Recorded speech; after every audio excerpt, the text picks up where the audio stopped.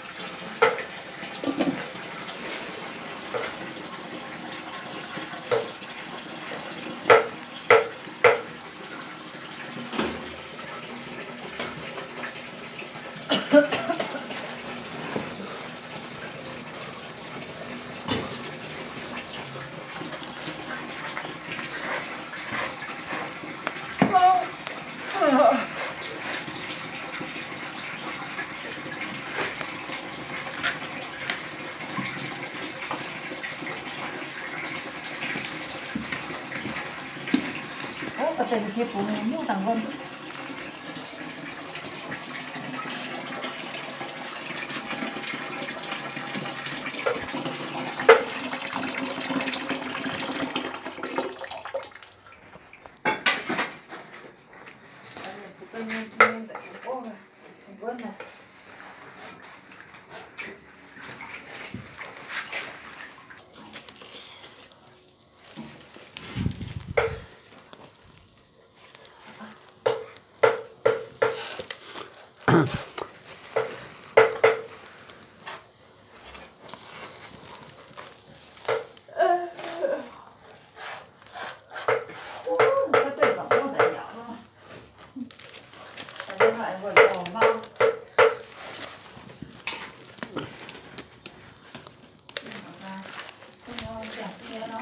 Kak, itu dun teh.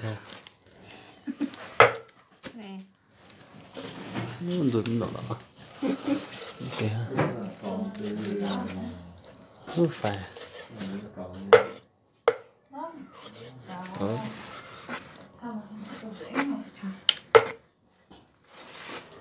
Trong dun teh.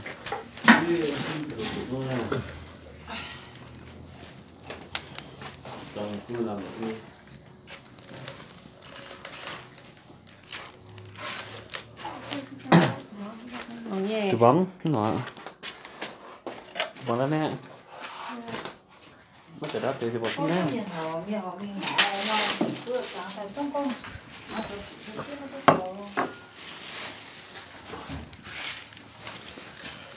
để cứ chỗ rồi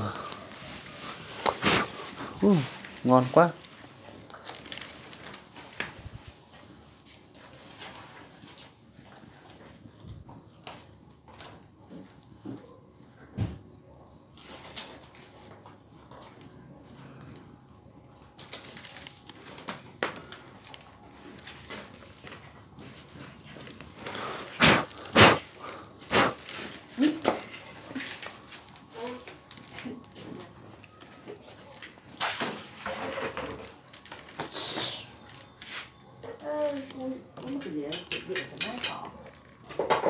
Ừ.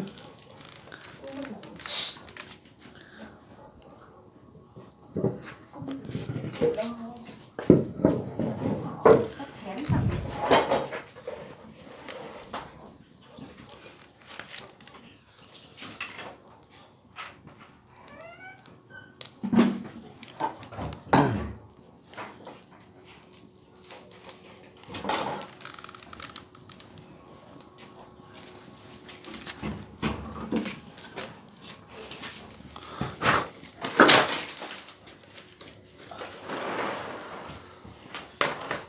Sao không nào dính.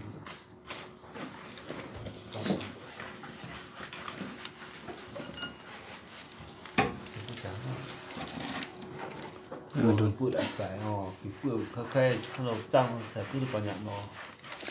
Đúng mà. Là con có tại nhẹ nó. Đã có thể tin nhận gì. Tại nhẹ hay sao ta?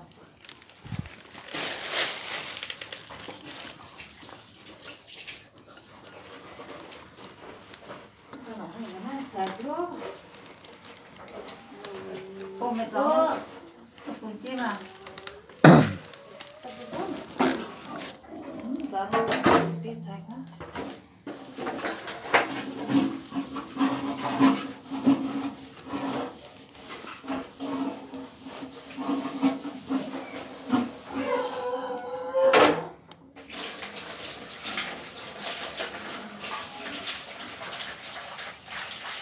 Cái gì mà cái gì ăn đây à?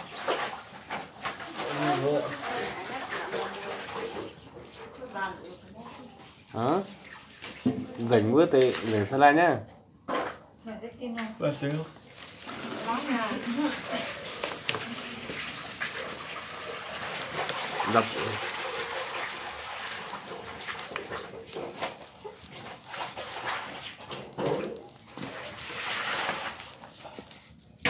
Ủa? Mà cảnh cáo sao? tiếng đi. Phải nhỉ? Gần như vào kia một cái nữa.注意别哈。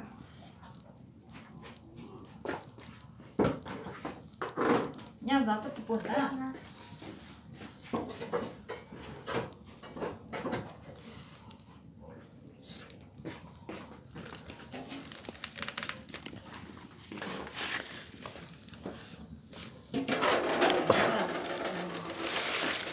Nhỏ lô.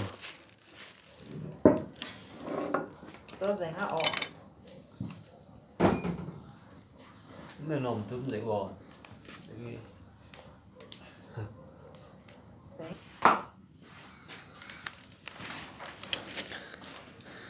Nè, bữa ta nhỏ nhỏ.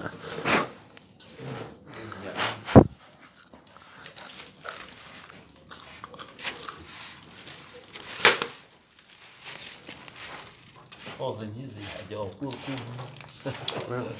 chỗ cua sao? Chỗ Đông là sao nữa? nhỏ.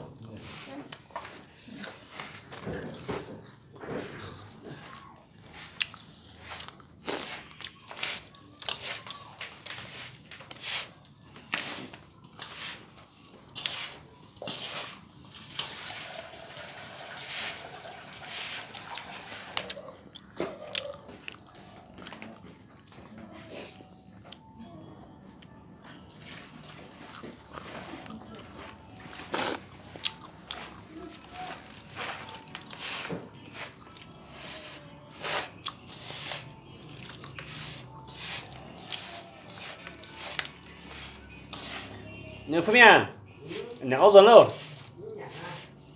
Nhắn là Có có cua. cua để sát chỗ.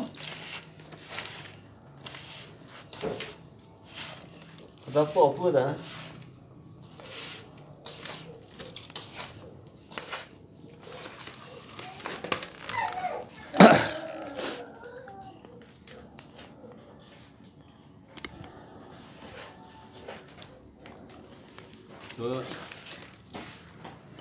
Này, thế mà bố thích tiêu âm này.